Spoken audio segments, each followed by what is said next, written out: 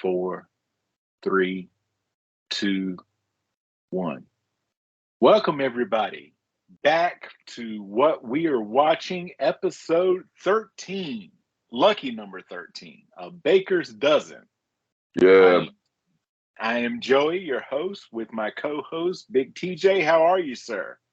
man, anytime that I get to sit in a room with a tank top on across from you and we get to chop up these wise guys, man, I mean, like, where else would you rather be?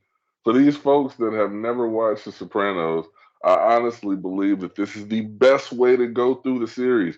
And for anyone who's watched it or calls themselves an aficionado, I really do believe that our dialogue going back and forth is something that even they can get something from. This is where they want to be, my guy. Absolutely. And it was a couple of weeks ago, I messaged you, and I'm sure that you were like confused at first because my sister and I have this thing set up on our phones. It's called death notifications. When we Okay. hear somebody dying, we need to be the first one to tell the other one that the person has died. It's really weird. And she sent me one that says RIP Tony Sirico. And so I looked it up, and if you all don't know, that's Paulie Probably from won't. the Sopranos. So I sent that to you, and you're like, in real life, or are you watching like some sort of a strange thing and he was on something else? I'm like, no, in real life. But he was 79, and there's just been some just great, fantastic, just remembrances and condolences and eulogies by his fellow castmates. All of them loved him very much. A big, like, I think the biggest person who has passed away since we started this, like the actor that played Beansy died. But if you're talking about Sopranos as a whole, Beansy's a much lower Well, character than Paulie. yeah. Um, but and of course there were characters that passed away before we started doing this show, but this is the biggest one, and the next few episodes actually we're going to be covering here, big Paulie presence. Holy presence, man. And Um, it, there's one scene that I just like, I felt what he felt in that scene. I'm like, I have been there, and we're going to talk about that because I do believe we get to that today. it has something What are, to it doesn't. It did not have to do with Carmine. Oh wait, no, it did. It did. I'm yeah. sorry. It does have to do with Carmine. Because if you're thinking about that scene, then I'm thinking, I know that scene, man. It's like gut wrenching for Paulie. But we'll get into that, man. Just if I can do a quick, remembrance, this guy, Paulie, Tony Sirico did a phenomenal job of bringing that character to life. And I would be remiss if I did not pay homage to the man who did a good job. Look, he did such a phenomenal job in Sopranos that when I would go back and watch other things that he was in, I'm like, oh, that's Paulie. Hmm. So when I go back and watch Goodfellas, having seen Goodfellas well before I saw Sopranos, but going back and watch it again, boom, that's Paulie. These are the type of things that I've said. But just the infamous wings, on the side. I said if I could have gray, which I have an abundance of it. If I could control where it went, I would have it on the sides just like that, man. R.I.P. Tony Sirico brought Paulie Walnuts Gaultieri to life, and I it's crazy because it happened shortly after we recorded our last episode. Hmm. So I definitely wanted to make sure that we gave the man his flowers because he did a phenomenal job, and we said that before he passed. So I can only hope that he had the opportunity to watch something that we did prior to his death. But we'll see. He probably got a lot of me doing Olivia and just turned it off. But either way, either way, man. Or maybe that was his favorite part, like in his like Right? in his What are final you talking? days. He's like that's bringing me a lot of comfort. I was like, huh? Surrounded by family and friends. He's like, let's run that back one more time. No. No. Yes. Uh-huh. A psychiatrist? You don't know what you're talking. Good times. Oh my goodness. But we start out actually in a pretty polycentric episode. Quite. Started Mergers and Acquisitions, the 8th episode of season 4, the 47th overall episode. Teleplay written by Lawrence Connor from a story by David Chase, Robin Green, Mitchell Burgess, and Terrence Winter. Directed by Dan Attias and originally aired on November the 3rd, 2002. I wanted to go back here just before we get started. Robin Green is not the woman that played Angie. It's another actress who we'll get into, but everything else I said was true. She did write and do different things, but it's not Robin Green. It's somebody else. But Paulie Walnuts is concerned about his mother's welfare when she finally makes the move to the Green Grove retirement home. Quickly, Nucci is excited to reunite with old friends Cookie, Cirillo, and Min Matrone. While Nucci is in the restroom, the elderly women inform Paulie that Nucci will not be allowed to play cards with or eat lunch with them since they are in a set group. Paulie insists that they make room and be respectful to his mother. On casino night, Nucci is ostracized by Cookie after Nucci ruins a game of blackjack. Nucci then confines herself to her room, which begins to worry Paulie. An angry Paulie pays a visit to the Green Grove director, demanding that their actions to integrate his mother into the social life of the residents.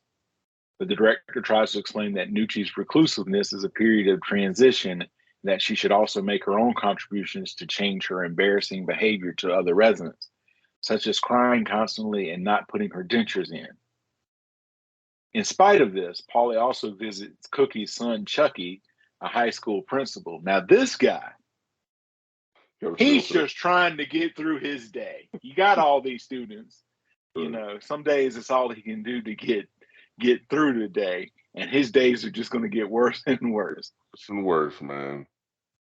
After giving him a rolling suitcase as a gift, Paulie discusses Nucci and Cookie's relationship with him and asks Chucky to talk to his mother about getting along with Nucci.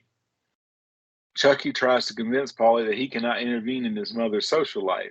When relations between the women do not improve, Chucky is later seen chased through his high school's hallway by members of Paulie's crew, Little Paulie and Benny, and has his right arm broken. Chucky's wife then threatens to take the stubborn Cookie out of the nursing home if Cookie does not make peace with Nucci.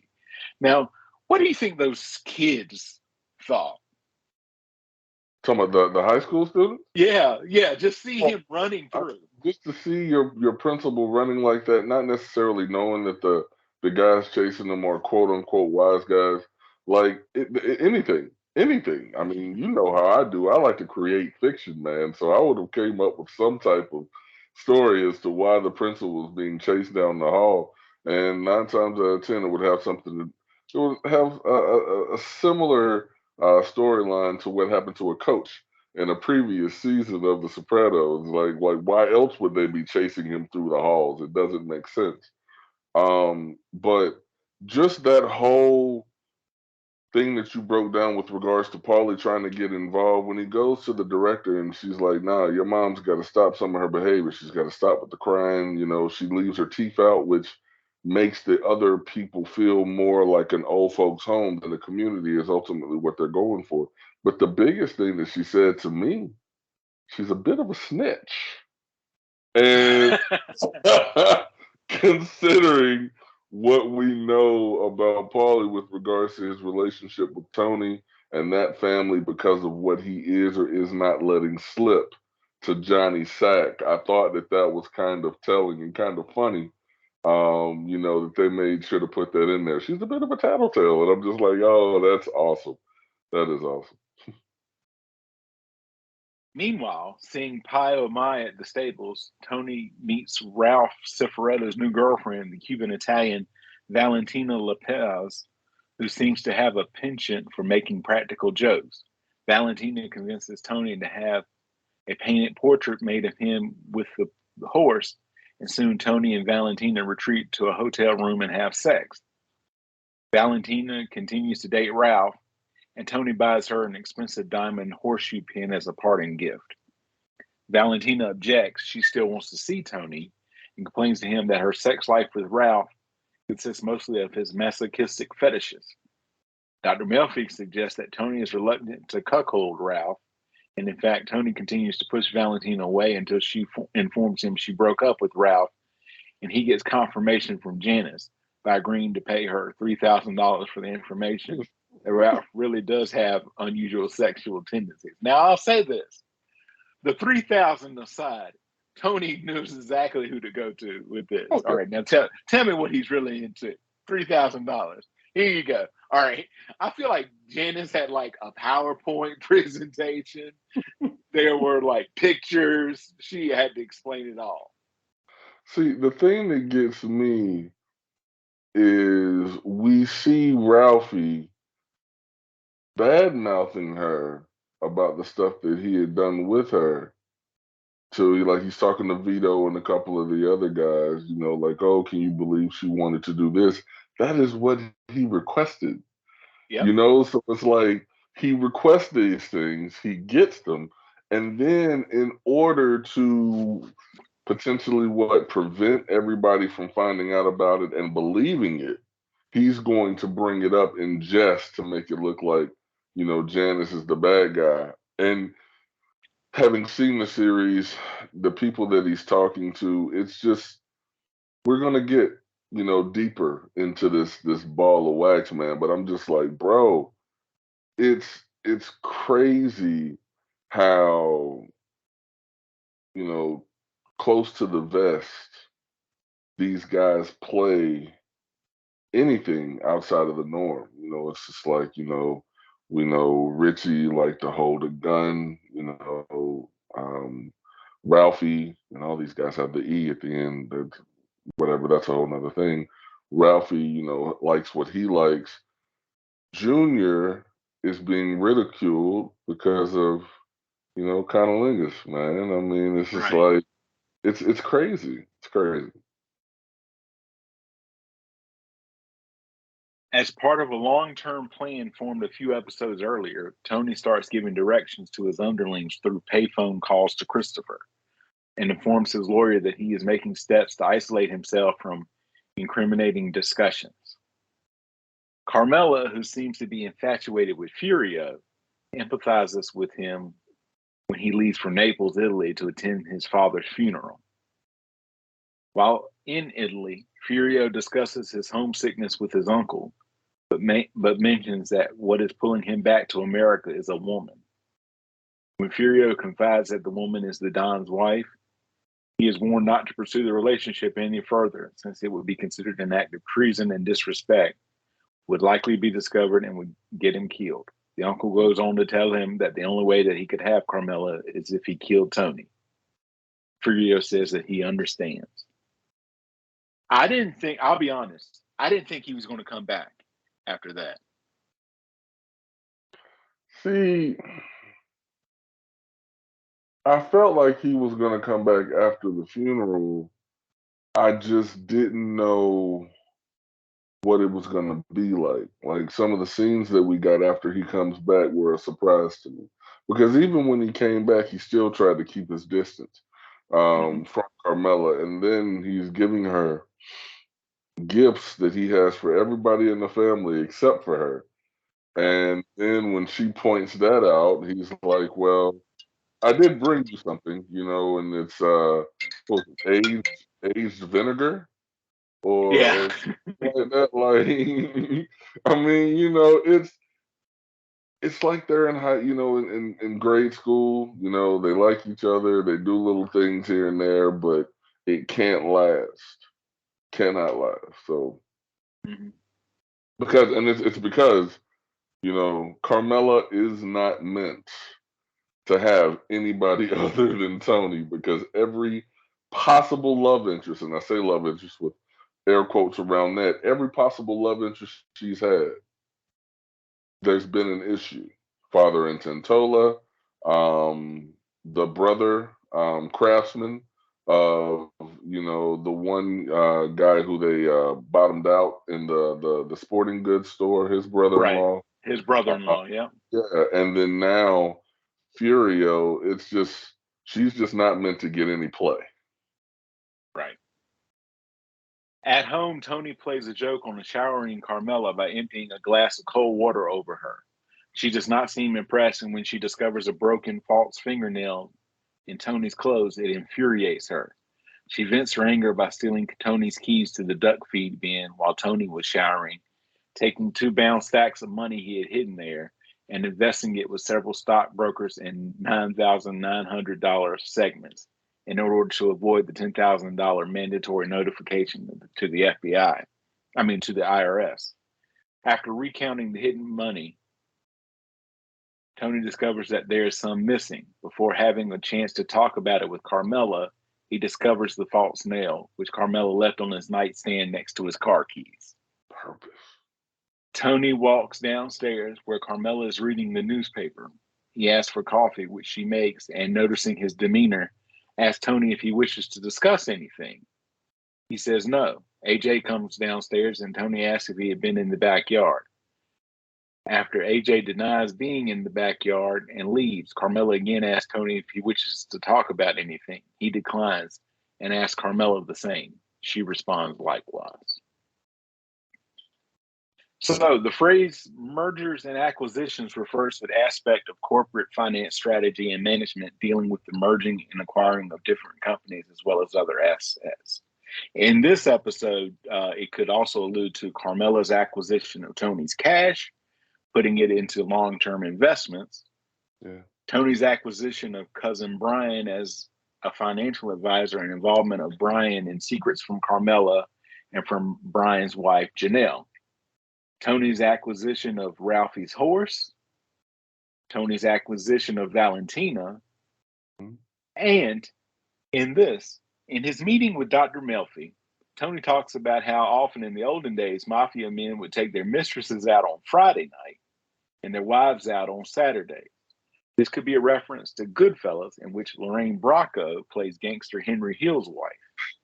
Tony also almost matches Ray Liotta's dialogue from the film when, as Henry, he is explaining the same custom. Friday nights were for the wives, but Saturday was always for the girlfriend. This is particularly relevant as the Sopranos creator David Chase refers to Goodfellas as his Quran. All right, so then we go into one of my favorite episodes so far. Whoever did this. Whoever did this. Is the 9th episode of season 4, the 48th overall episode of the series, written again by Robin Green and Mitchell Burgess and directed by Tim Van Patten, originally aired on November the 10th, 2002. Ralph makes a prank call to Nucci Galtieri, saying that Paulie has been arrested for a situation involving pederasty. The shock of such a call causes Nucci to go into a state of mild shock. As Junior Soprano is leaving court, he is surrounded by media and accidentally hit in the head by a boom mic, making him fall down several steps. He is sent to the hospital with a concussion. Initially, Junior seems to be acting confused, and a physician offers a theory that Junior may have had developing dementia, and it could have been exacerbated by the concussion. But later, Junior is found to be fine and enjoying his stay at the hospital as respite from the trial. Tony thinks the head blow could be a golden opportunity for Junior. Tony suggests to his attorney, Harold Melvoin, that they could use this in Junior's defense via an unstable mental capacity claim, and Junior is to act as if he has Alzheimer's. Tony tells him all he has to do is act ubats or crazy, and this will end his legal problems. Mm-hmm. The state appoints a psychiatrist to evaluate Uncle Junior's mental status in his home. She interviews him at his kitchen table. He pretends to not recall much of anything while Tony's sister Janice gives a thumbs up on Junior's performance to Bobby Bacala. One morning sometime later, however, FBI agents posted outside Junior's house witness him being brought back to his house by his in-home nurse after idly wandering to the neighbor's house for ice cream. Junior seems to stand in his living room genuinely confused. Thoughts?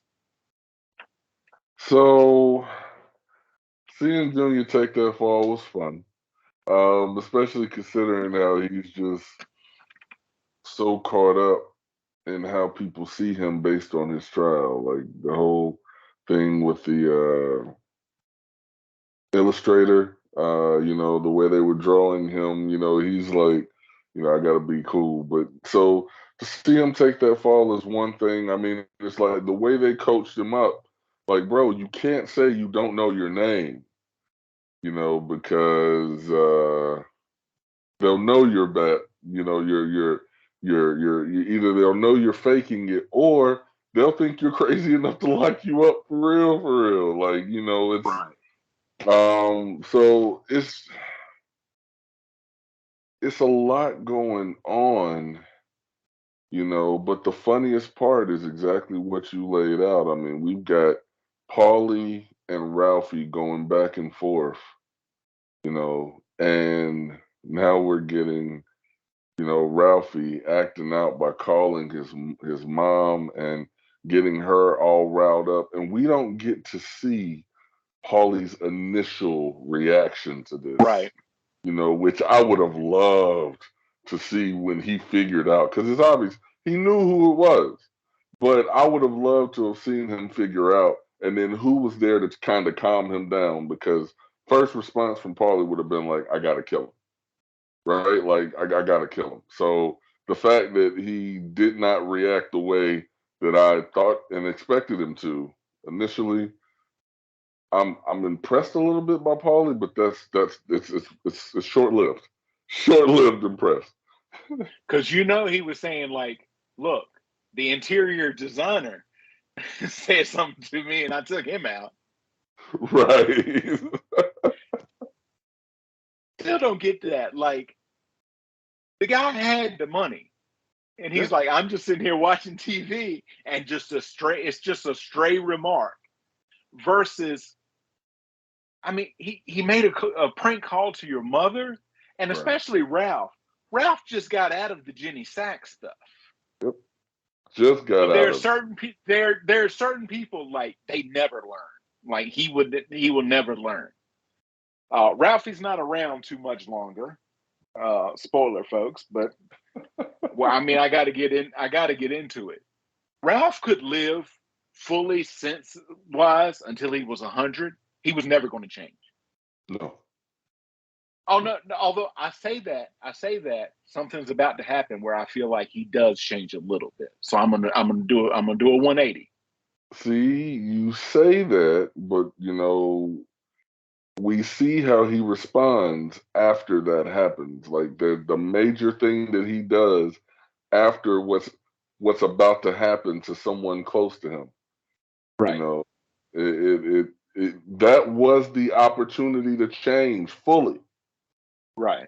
because of his reactions after that. It's why we see he's not around that much longer because he really didn't learn. It's in him to be an F up. It is just It's in him. That's the thing. That's the thing. I was going to first say he's never going to change. He has that capacity, and I feel like starts to go down that. But sometimes like you travel down that road so long, it's almost like you're on rails. You can't turn that thing around overnight. I mean, this is the Titanic, and he hits the iceberg, and there's still time to save himself, but it's in his nature.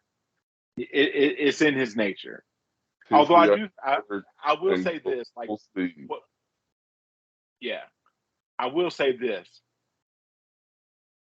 In a little while, we're about to go through it. Actually, I did feel bad for him.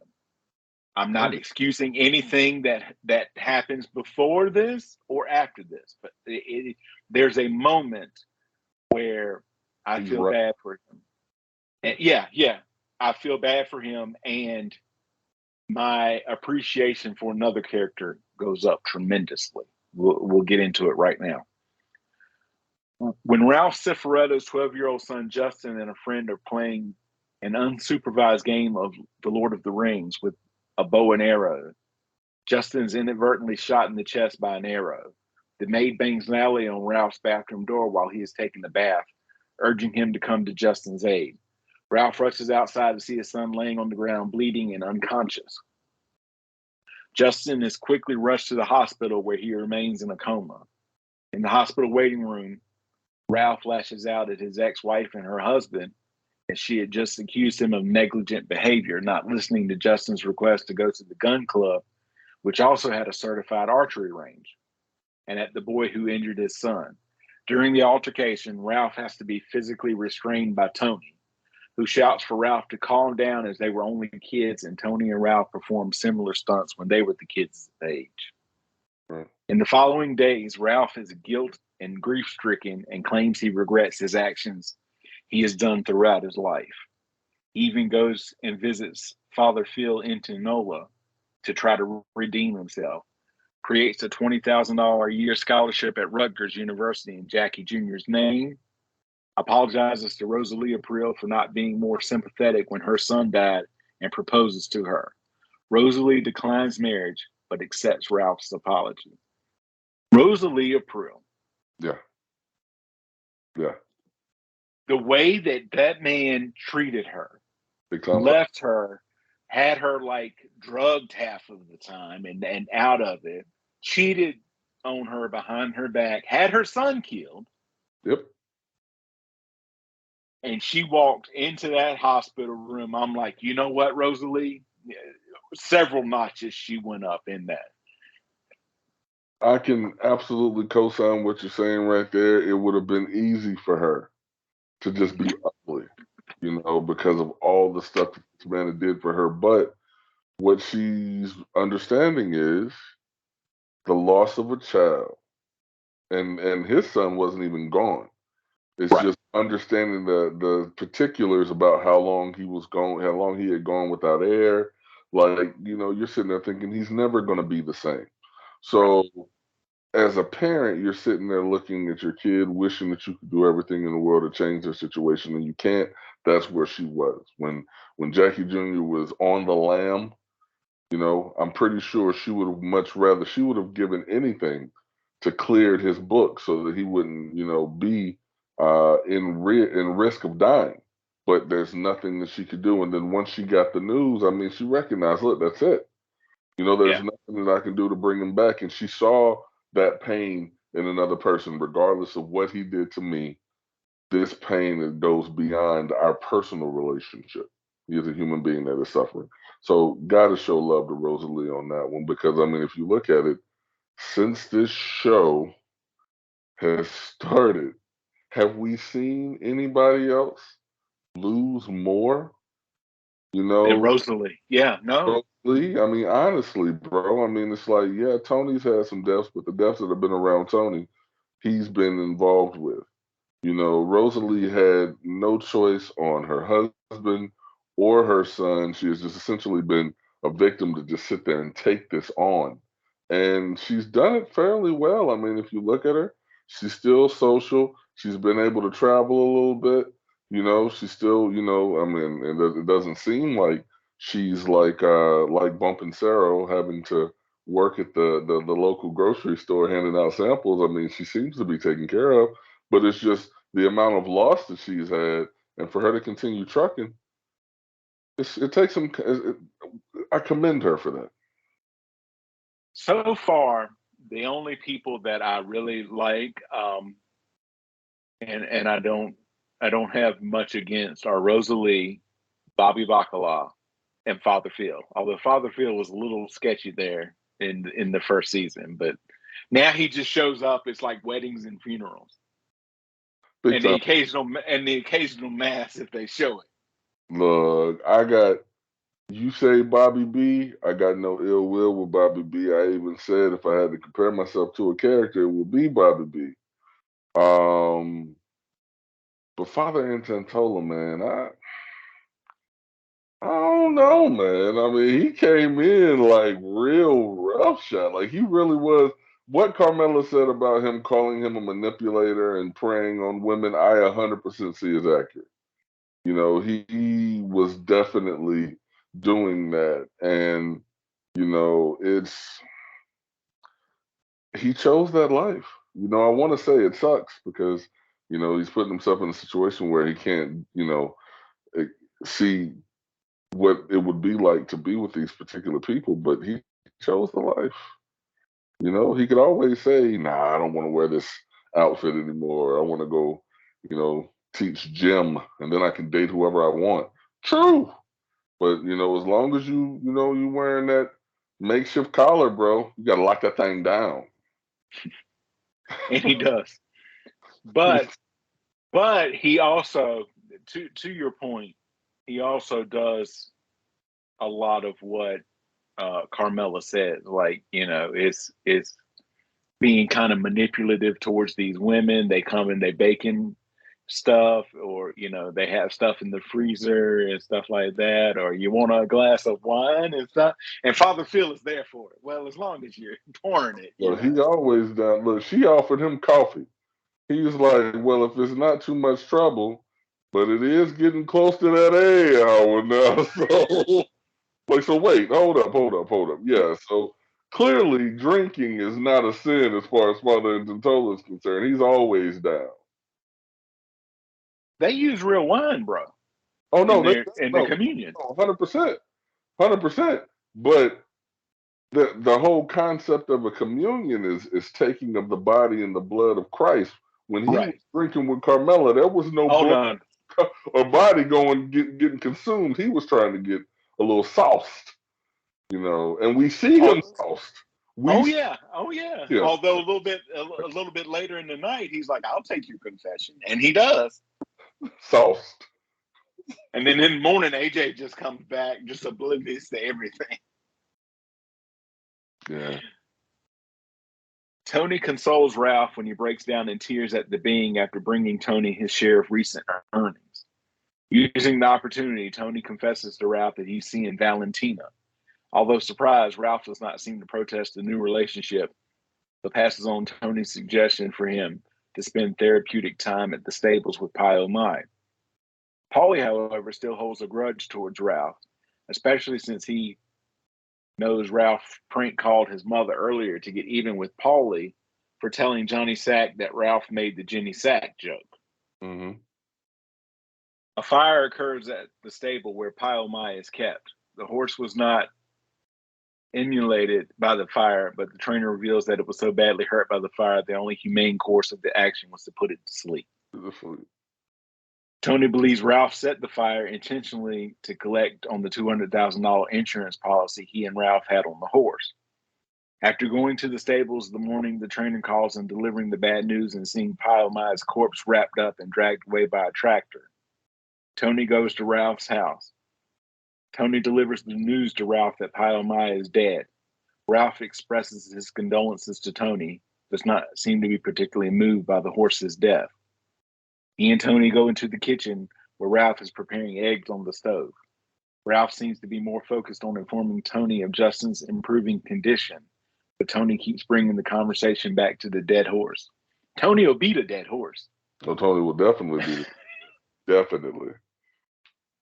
When Tony theorizes Ralph could have set the fire intentionally to collect the insurance, Ralph angrily assures Tony he had nothing to do with it. Tony asks him if he's heard from Corky lately, an expert arsonist who was responsible for setting Artie Bucco's restaurant on fire. Use the same technique. Ralph gets enraged, saying that Tony doesn't care about him having to beat up innocent people just as long as he gets his money, and then makes a snide remark about him caring so much about a horse while he eats meat at his desk. In a furious rage, Tony punches Ralph, knocking him across the kitchen. The two scuffle briefly, with Ralph unsuccessfully defending himself with pots, pans, a knife, and Raid spray. The fight culminates with Tony shouting at Ralph as he strangles him and bashes his head against the kitchen floor until he finally dies. Tony enlists Christopher at an untimely moment as Christopher has just shot up heroin and is nodding out on the sofa to help dispose of the body, explaining that Ralph was already dead when he arrived. Even in a heroin-induced daze, Christopher does not seem to buy Tony's version, but also does not mind what has happened much.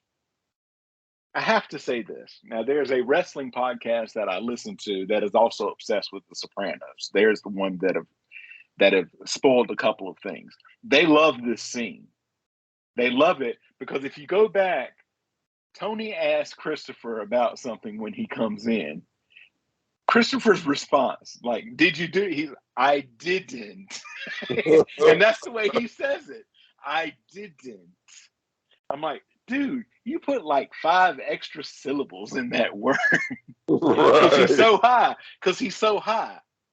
Yeah, you're 100% right, man. Look, that fight scene was pretty real.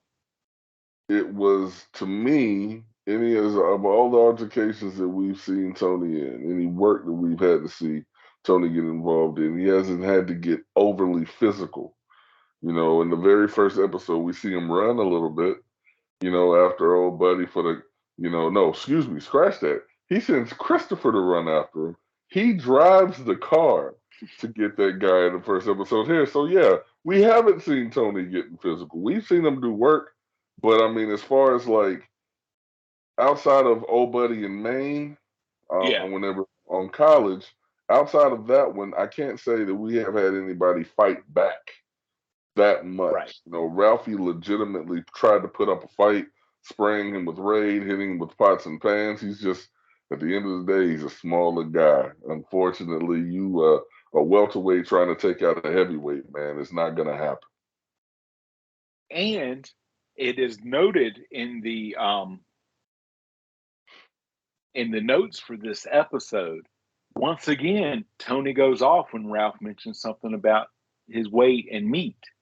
You Mm. know, he's like, you um feel sad and remorse for this horse dying, yet you'll eat meat at your desk. And Tony goes off.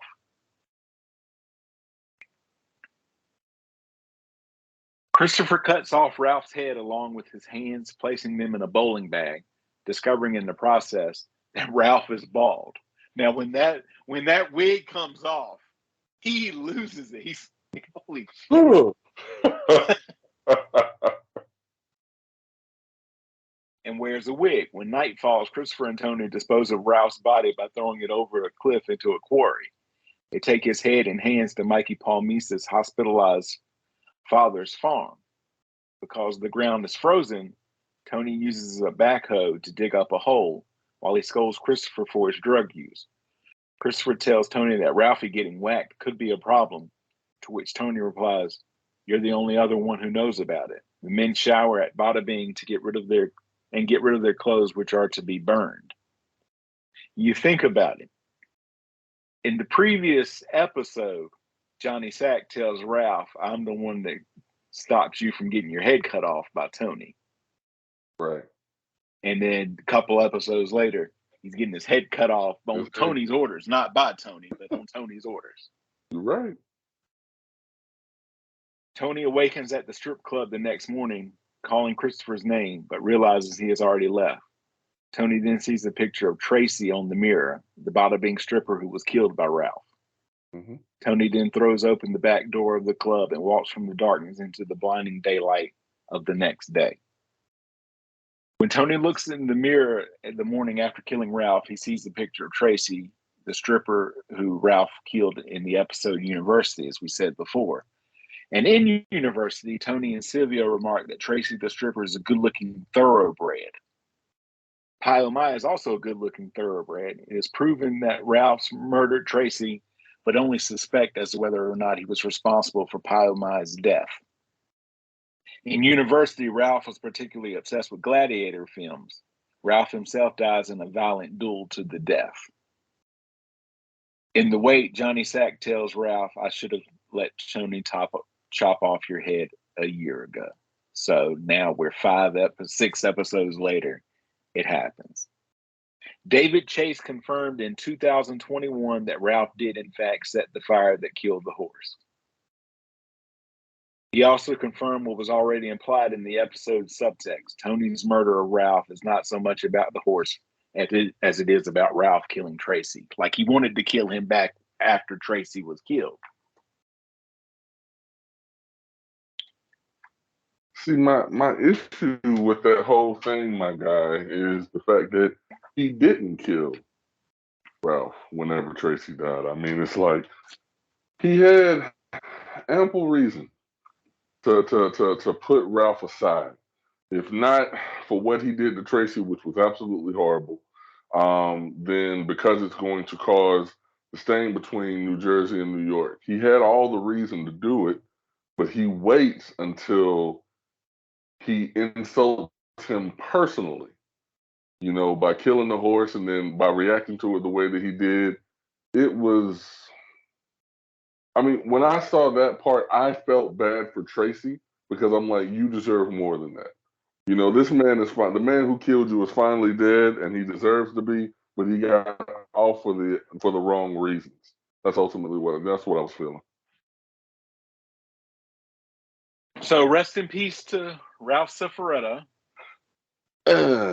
Peace out, Ralph. Uh, Although he keeps coming back, yeah, Tony will keep seeing him he amongst other people. Which makes sense because Tony was, look, kill the man for the reasons that he deserves to die. Like the man killed that girl with his bare hands. He deserved to die for that reason. You let all this time pass.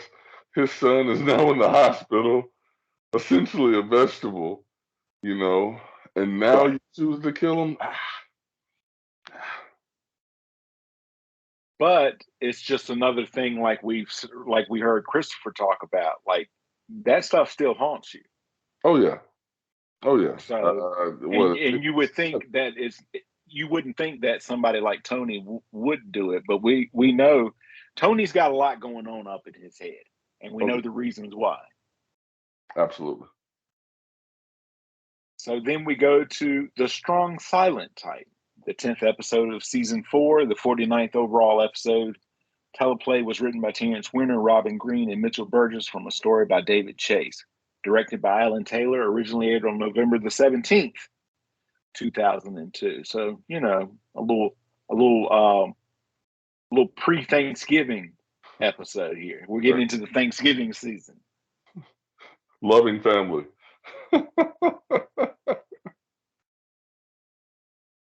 At the Bada Bing, now a week after Tony killed Ralph, the crew is hanging about playing pool.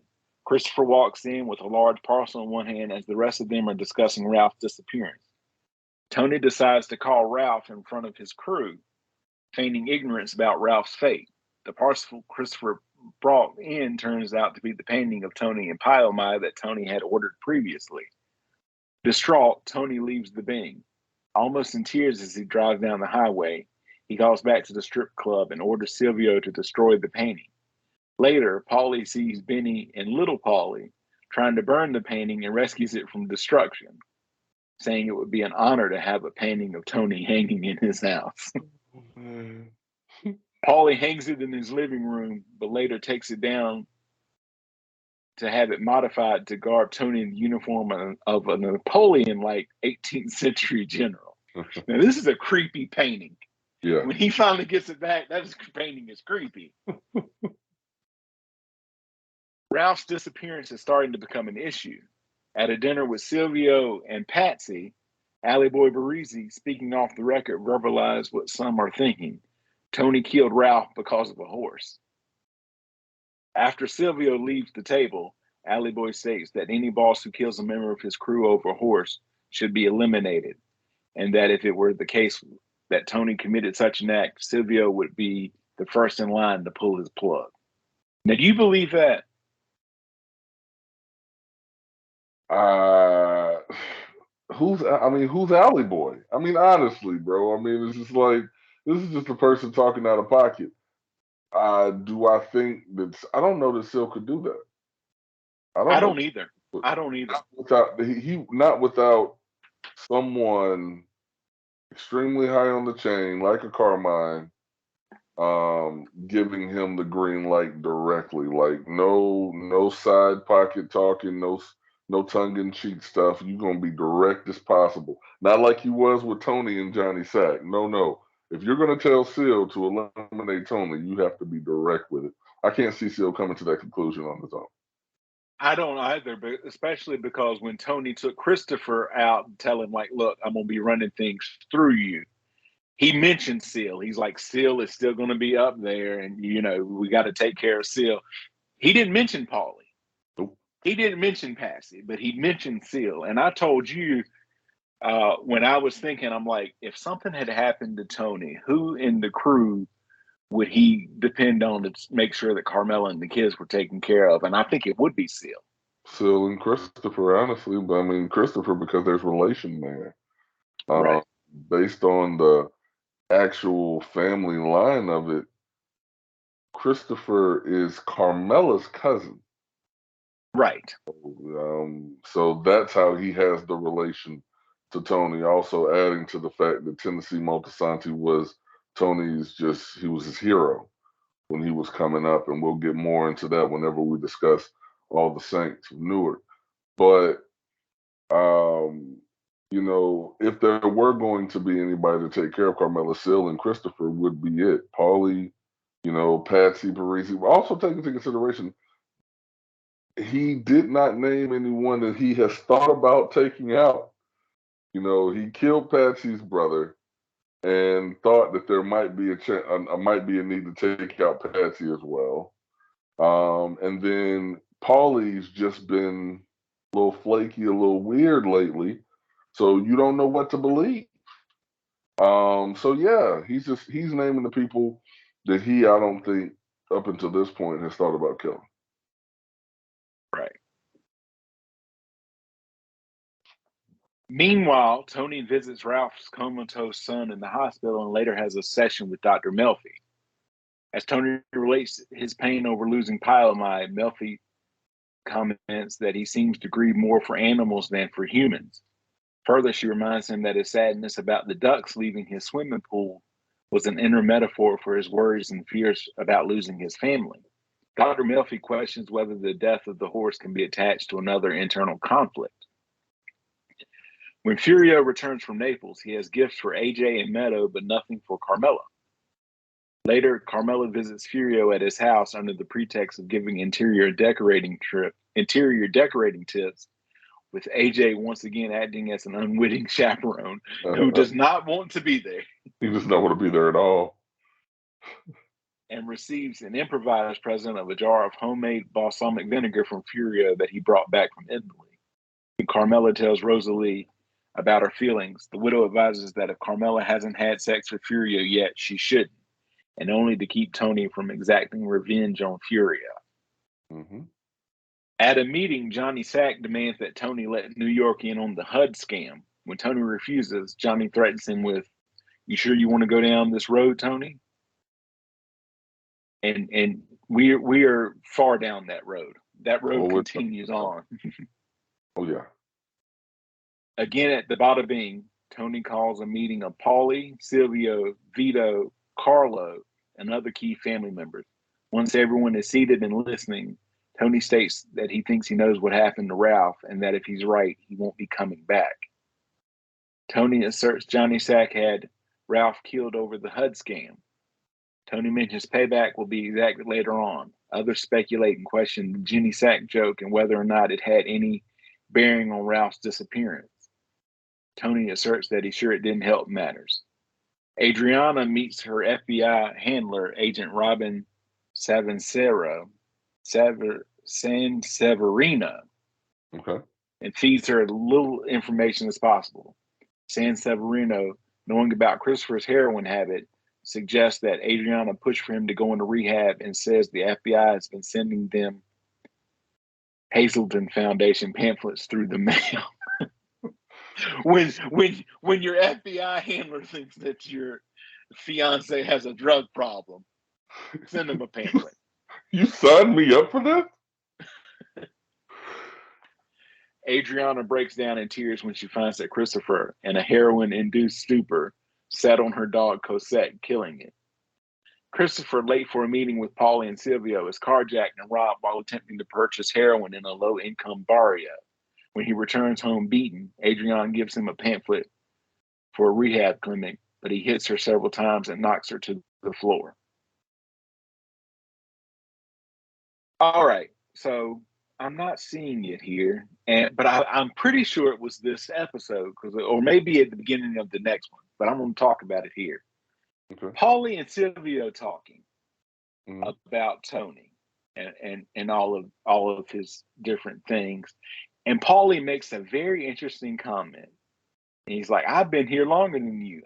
I go back to Johnny," Yep. knowing that he's talking about Johnny Boy Soprano, but you could also read it that he goes back to Johnny Sack. That's the way I took it. Like, I'm like, oh man, they could have put bright lights on this episode and flashed them. Right. Because that's the first thing I'm talking about. I'm like, yep, you sure do go back to Johnny all the time. Danny. I think that episode may be, well, not that episode, but that scene you're talking about is at the beginning of the next one, because that disappointment that we saw for Paulie comes at the end of that episode. So it's kind of like a mini arc, I in that got you. episode. He's so excited, that he's talking real big and bad, like, you might want to watch yourself, Seal. And then obviously for the episode to end the way that it did. So yeah, that was on the next one, but we still did get to see some real family interaction in this one with the after, in response to uh Adriana's black eye and the drug use, we have our first ever Soprano family intervention. Oh, this is the worst. Let's get into it, because there's a progression that happens here. Carmela receives a visit from a bruised Adriana and hears about how Christopher's addiction has left him increasingly unstable. Tony rejects the advice of Junior for dealing with Christopher, who compares Christopher to a beloved dog who gets rabies and must be put out of his misery. Seriously. Instead, one morning, family and friends organize an intervention. The opening exercise involves everyone telling Christopher how his drug use has affected their lives. This poor guy. I Seriously. think I mentioned it when I watched the thing. He gets, I mean, he's expecting, he's like, all right, this is not going to go, there may be some tense moments. This is what you're going to do. Paulie is like, Paulie calls him, what did he call him, a snitch or something like that? Or Oh, he was a rat bastard for something, because this guy that's leading the intervention, yeah, he's got a pass with these guys. Oh, he's not going to let him forget it at all.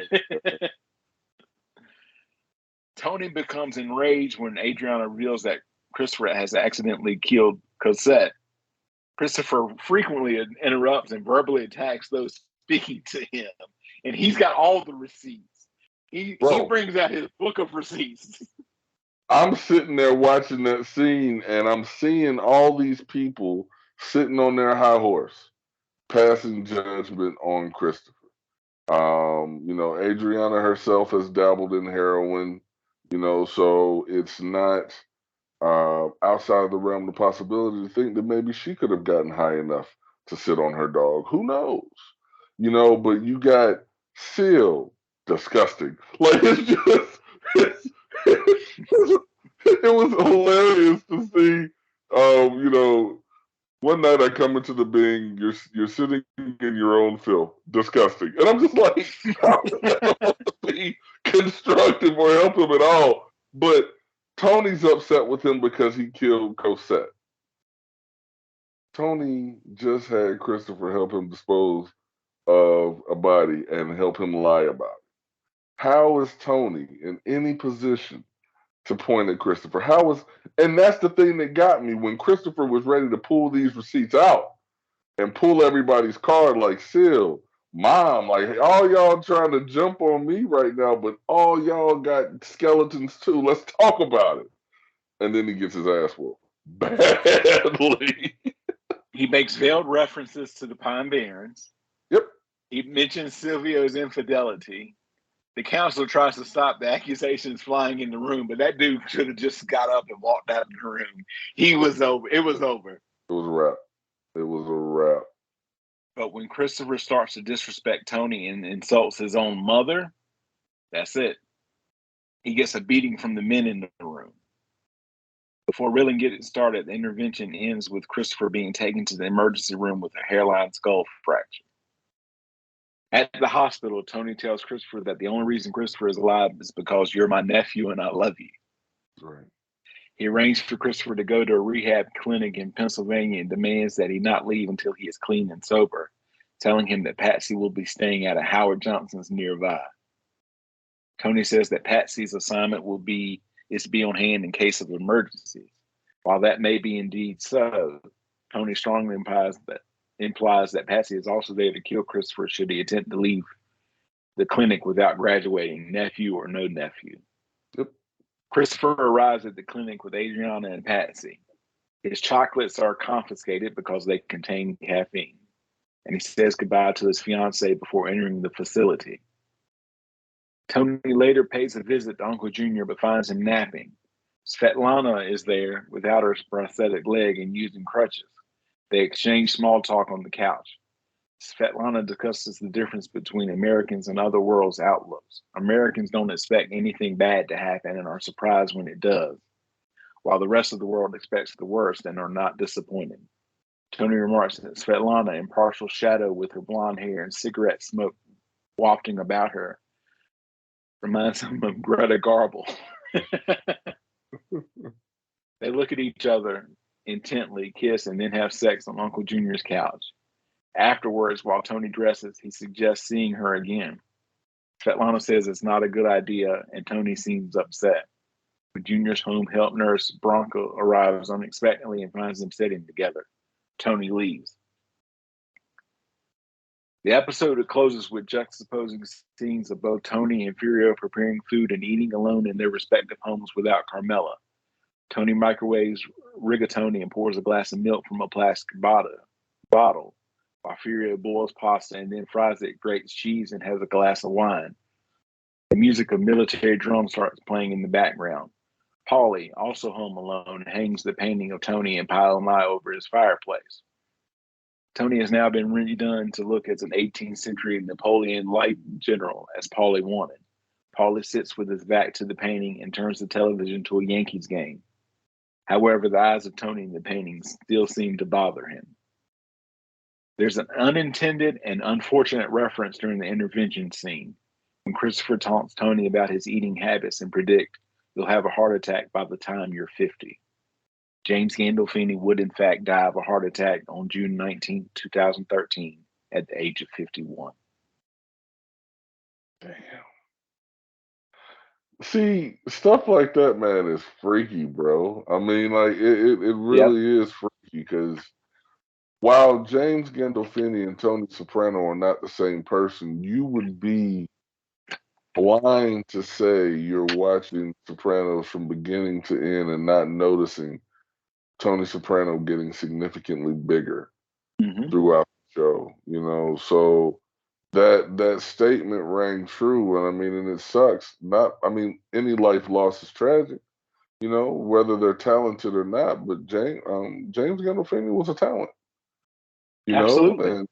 And it stinks, but more than anything, we got a glimpse of his son, and once again, I'm referencing All the Saints of Newark. So I feel for the family, that were left behind. But it's creepily eerie how that line lands and how he passed the way he did. That was tough. Yep. And so we've reached Calling All Cars, Oh no, cars. the 11th episode of season 4, the 50th overall episode of the series, written by David Chase, Robin Green, Mitchell Burgess, and David Flabbot, from a story by Chase, Green, Burgess, and Terrence Winter. It was directed by Tim Van Patten and originally aired on November the 24th, 2002. Tony Soprano has a dream in which he rides in the back of his father's old Cadillac. Carmela drives while Ralphie sits in front of him, and a caterpillar appears on his bald head that suddenly changes into a dark butterfly. Sitting next to Tony is Gloria Trillo at first, but changes to Svetlana. Tony discusses the dream in therapy, and Dr. Melfick suggests that it means that Carmela is in control and Tony wants to square the changes in the lives of the others in the car with her. Dr. Melfi also asks in reference to Ralph, "Has your friend changed recently?" Tony frustratingly stresses that they were only business associates and replies, no. Tony expresses a dissatisfaction with his therapy and that his lack of impulse control still leads him to make mistakes in his life and work. He makes a sarcastic reference to the fact that the money he spent on therapy could have gone towards a Ferrari and at least he would have gotten a blowjob out of that. Bobby Bacala drops his daughter Sophia off at a baseball game and she notices a birthday-like cake in the back of the car. Bobby later takes the cake to his wife Kieran's grave and buries it next to her. While burying the cake, he has a conversation with his dead wife, confiding in her that he would have been with her already if it wasn't for the kids. Later at dinner, an upset Bobby is followed upstairs by Janice, who questions him about the cake. He initially lies, but then tells her why he did what he did, because it would have been their 14-year anniversary. In Bobby Jr.'s room, the children talk about ghosts. Sophia is afraid, but Bobby Jr. tries to reassure her that there are no such thing as ghosts. Janice visits Carmela at the Soprano household to discuss her difficulties in getting Bobby to move on. Tony has a sit down in New York City with Carmine and Johnny Sack. They demand 40% of his HUD business as it is linked to Assemblyman Zellman, who was in the pocket of both families, and any profit made by using Zellman should be split, though not equally, but fairly. Carmine comments on the missing Ralph, but Tony asks him the same question, gets up, and leaves. Carmine and Johnny look at each other and concede that Tony's reaction was about what they expected. Tony phones Johnny on his way home with a counteroffer of 5.5%, which Carmine rejects. Instead, Carmine dispatches Joey Peeps to attack Tony's appraiser on the HUD scam. He takes Anthony, an associate, with him and catches up to Vic, the appraiser. This poor guy, he's like, he keeps telling him, I'm only the appraiser. I'm only the appraiser. The appraiser. I am only the appraiser and still caught hell. Like, dude, you got to understand. And I mean, I guess, in this world, if one appraiser gets beat up, there's no one else to assign to the case, right? Because I'm like, dude, it's not like he's in their pocket. This is just the case that he picked up. I mean, I've never been an appraiser, but I can't imagine that, you maybe you have a section of the city, I think so that's it. He's I've like, hey, got the man, can you do this appraisal for me today? I'll do one of yours. Vic, you know that's your section of the city. My hands are tied here. don't send me Vic over is there, like, Vic. Vic is like, I'm out of vacation days. I ain't got no sick time because Vic wanted to call in sick. Right. Ridiculous. Later, Johnny meets with Paulie and suggests that a change in leadership might be needed. Paulie is quick to put himself forward, reminding Johnny of his good relationship with New York. Johnny assures him that Carmine will always keep him in mind, just buttering Paulie up. Hey, maybe I can get Paulie to do my dirty work for me. Tony visits Junior at his home to discuss getting to a juror in the Rico trial, but Junior seems distracted and looks disheveled. Bronca, the new Russian nurse, and Junior are not getting along very well. Later, Tony has a meeting with Silvio, Vito, and Paulie to discuss the assault and disappearance of the appraiser. Eugene arrives to pick up Vito, and Paulie also reluctantly leaves. Once he is alone with Silvio, Tony raises the possibility of reaching out to little Carmine in Florida through their old friend Beansy. Vic the appraiser gets beaten down again later, this time by Vito and Dogsy to convince him to work for the Soprano family. I'm just the appraiser. The appraiser. Get back to work.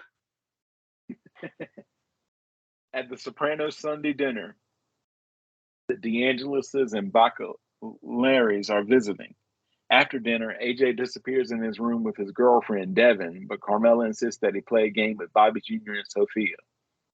AJ pulls out a Ouija board and this progresses into a mock and prank seance that terrifies the Bacalari children. Carmela and Tony scold AJ for being insensitive to the kids who have lost their mother. Now, I just moved from Maine, but when I first got to Maine, I was there. I'd been there 4 days. My then boss had been covering the building, and she was going to go through my first RA meeting with me. And she says, after this week, I'll turn it over to you. We're there about to start the meeting, and this girl comes down and says, "You've got to empty out the entire building." I mean, like, she's just in tears. And my boss is very motherly. She was pregnant at the time, and she said, "Sweetheart, sweetheart, what's going on? Calm down." She said some guys upstairs were playing with the Ouija board and had released some evil spirits, and they were going throughout the entire building, and everything needs to, all the building needs to be evacuated because of these spirits. And my boss was like, "Sweetheart, that's made like by Milton Bradley or Parker Brothers. It's on the games app. It'll be fine. Go to bed." But you get the right people and you do the right thing and you can freak some people out. Big time facts. Big time facts. There are people who definitely take that 100% to heart. They believe that the Ouija board is a real thing. They put power in it. So you talk about really, you start the game and then you don't end it the right way because you're supposed to say like goodbye or something like that at Yeah, the yeah. end. Some people believe if you don't do it right, you're leaving that doorway open. And it seems like Sophia and Bobby Jr. are amongst those people. And we will find out very soon. Janice does not take, she doesn't look a gift horse in the mouth. Not at all. Tony gets a call from Beansy to confirm the Miami trip. He later speaks to Silvio and tells him he suspects Paulie being the leak through which Johnny is getting information on their business, and Silvio believes it could be a possibility. Tony asks Silvio to keep the trip to Miami quiet from Paulie. I think it was around this time that they had that conversation that we talk about. But yeah, he goes back to Johnny. I just mind your something, my friend. Paulie says something. Ultimately, it seems like to sum it up, things could be changing, and you might be on the outs. That's ultimately the way that I took it. And he ends Yeah. it with my friend. So I mean, it's just like he's leaving that little sit down with Seal. Tony wasn't there because he's in Florida. He's leaving that sit down with Seal feeling empowered by his conversations that he's had with Johnny, and because he's seeing a heightened conflict between Jersey and New York at this time. So he's like kind of taking a stand, but without actually taking a stand and declaring sides at all. Right. Svetlana calls Tony to thank him for sending her the diamond horseshoe brooch, previously rejected by Valentina. Tony seems eager to continue the relationship, but Svetlana again turns him down and hangs up. In therapy, Tony tells Dr. Melfi that he has broken up with Svetlana on his initiative. He makes a Freudian slip, saying after a while he had to cut off the leg. He eventually admits that it was actually the other way around and she broke up with him. He blames his lack of progress in therapy and mentions Svetlana calling him high maintenance. Tony again tells Dr. Melfi that he wants to leave therapy, but she insists that now that his symptoms are under control, they can make real progress. But Tony decides that her time is up. Tony kisses Dr. Melfi on the cheek and thanks her before he leaves. Afterward, Dr. Melfi calls her therapist, Dr. Kupferberg, and leaves a message on his answering machine to let him guess who is no longer her patient, adding calling all cars to the important news. At Junior's trial, the judge throws out attorney Melvoin's motion for mistrial due to Junior's head injury and claimed dementia because government psychiatrists have ruled him out being incapable of standing trial. Bobby reassures the frustrated Junior that they will get to a juror. Bobby and Janice get into a fight at a movie theater over Bobby's continuing reluctance to let go of his late wife. Later, Janice uses an internet chat program to deceive and secretly direct Bobby's children to a Ouija board in their home. When Bobby arrives home, his children are in a terrified state and he calls Janice for help. She tells him that she had heard them with the Ouija board earlier in the day, but didn't want to get involved because of their argument. Because of the argument. Janice uses her manufactured situation with the children as a reason that Bobby needs to move on and again asks him to eat his wife's last frozen ziti. Bobby reluctantly agrees. Tony arrives in Miami Beach and meets up with Beansy. Later, they meet with little Carmine at a restaurant. Carmine agrees to travel home and talk to his father, and he seems eager to place the blame for the situation at Johnny's feet. Tony mentions that Carmine has tried to reach Maurice Tiffin, as well as having the appraiser jump. Tony threatens action against New York families should negotiations fail to yield results. Tony has another dream where he follows a bald Ralphie to an old house, which Ralph enters. Tony is dressed in trousers, suspenders, and a sleeveless undershirt like a workman. He knocks on the door. After a few moments of no one answering, he knocks again and announces that he's here for the masonry job. After a few more moments, a female figure with a shadowy face resembling Livia Soprano appears upstairs from around the corner. What are you talking about?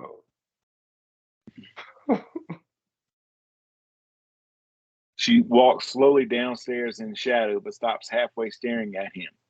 He sees her and then opens the door to let himself in. The door creaks. Tony says he is there for the masonry job and that he does not speak English. She remains silent. Just as Tony enters the house, he wakes up short of breath, sweaty and startled. He's still in Miami Beach at the Fontainebleau Hotel. He goes out to the balcony to catch some air. So that was an interesting end to it, seeing Livia like that, obviously knowing that she's no longer with us, but obviously that was a major scene, and they got somebody who fits her Right. silhouette because I honestly thought that's who it was.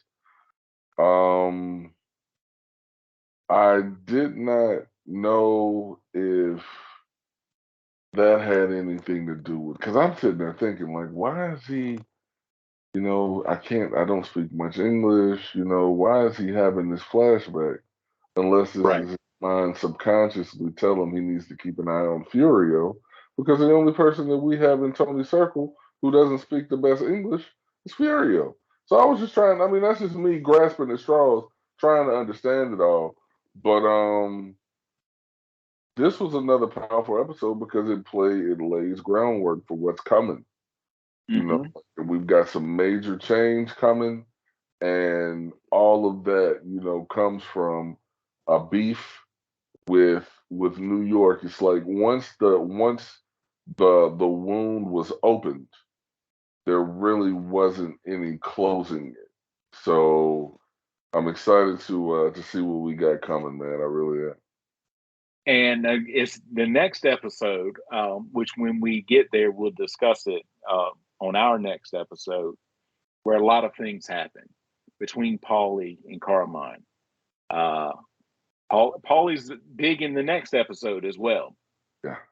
A lot of things happen both in front of and behind the scenes on the next episode of The Sopranos. I don't know if you know about this episode.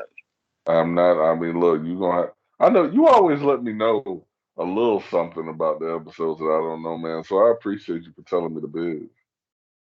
I'm going to give everybody, including you, a little, like a sneak peek, like a hint, like an Easter egg, okay?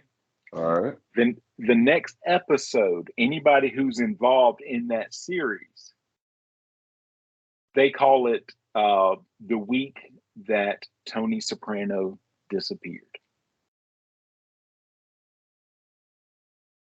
That's all I'm going to say. A little teaser for next time. All right. Yep, in a very important time in the series, and in a very important time in the production code, and a very important scene in the episode, James Gandolfini disappeared, and no one knew where he was. So a little bit of a teaser to go Okay. out. Well, now I'm excited to find out more about this. All right. Let's fast forward. Yeah. But in the meantime and in the in between time, my friend, let everybody know what you got going on. Well, good people, if you'd like to hear more of my stylings, you can do that by going wherever you get your podcasts at and listening to the Joey Harris Show, where I have guested several times and love doing it. The last episode that we did has a lot of noteworthy stuff, as I've seen my guys shared clips from it, and I can't help but to laugh to go back and listen to it. What is mustard if not yellow? Um, also, What is mustard anyway? what is mustard anyway? Thanking this man sitting across from me because I was able to record the last installment in the Tokyo Smoke Show. Had actually started to edit that this afternoon, and then I just backed away from it again. So I'm hoping to have that finished before the next episode of what we're watching, and that can be heard again. Spotify, iTunes, wherever you get your podcast. It was a very, very, very powerful episode, and I appreciate Joey for doing that with me. What I tell you, if you're looking for me, just find him. And if you find him, then you got me. So if y'all got questions or anything like that, I can be reached through Joey because he's my better half. So hey, brother, as always, man, I appreciate you for having me on, man. Thank you. It's always a pleasure. Always, brother. New episodes of the Joey Harris Show every Sunday, wherever you get your podcasts. Couple Joe Wrestling Show every Thursday, wherever you get your podcasts. And of course, like, subscribe, comment, and share. We're inching closer. We need to get over 100 subscribers. So ever closer to 100 we are getting. And anytime you want to give us money, D Joey Harris on Cash App, just slide a little in there. All about it. TJ, as always, thank you, my brother. We will catch you all next time. Peace.